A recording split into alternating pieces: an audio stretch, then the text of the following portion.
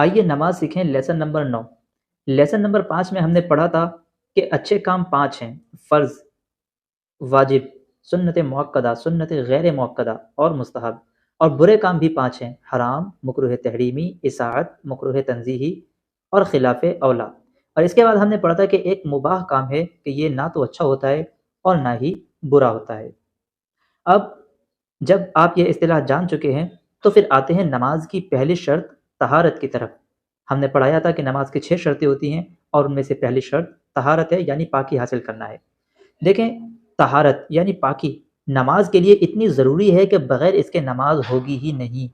اگر کوئی جان بوجھ کر ناپاکی کی حالت میں نماز پڑھتا ہے تو اسے علماء نے کفر تک لکھا ہے، یعنی وہ کافر ہو جائے گا کیونکہ اس نے نماز کو ہلکا جانا اور عبادت کی توہین کی۔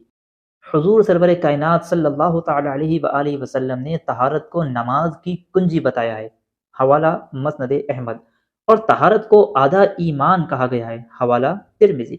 اگر طہارت کامل نہ ہو، یعنی پاکی پوری طریقے سے نہ ہو، تو نماز پڑھانے والے امام کو بھی پریشانی ہوتی ہے۔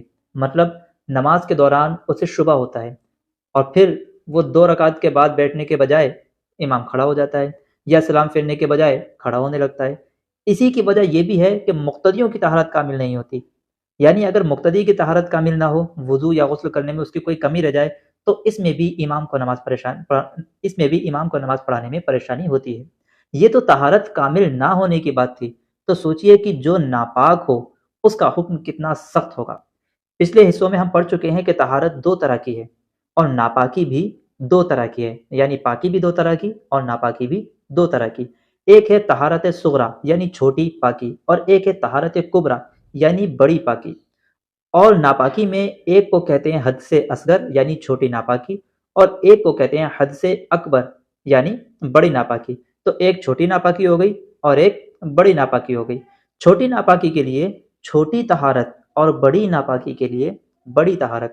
اگر کوئی پیشاب کرے یا ہوا نکل جائے تو یہ نہیں کہا جائے گا کہ اسے غسل کرنا ہوگا، کیونکہ غسل طہارت کبریٰ ہے اور پیشاب اور ہوا کا نکلنا حد سے اصغر ہے، تو حد سے اصغر سے پاک ہونے کے لیے وضو کیا جائے گا، کیونکہ یہ طہارت صغریٰ چھوٹی پاکی ہے۔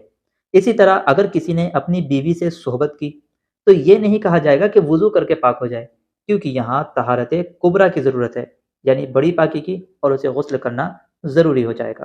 اب ہمارے نماز کے 9 لیسن الحمدللہ مکمل ہو چکے ہیں۔ اس کے بعد ایک لیسن اور پڑھایا جائے گا اور پھر آپ لوگوں کا انشاءاللہ ٹیسٹ لیا جائے گا۔ اب تک کے سبھی پارٹ آپ کو نماز کورس کی لسٹ میں مل جائیں گے، تو ایک بار ان سب کو ریوائز کر لیں۔ کوئی چیز آپ کو پوچھنا ہو تو کمنٹ باکس میں یا ڈائریکٹ مجھ سے واٹس ایپ پر رابطہ کر سکتے ہیں۔ ہمارا موبائل نمبر آپ کو ڈسکرپشن کے اندر مل جائے گا۔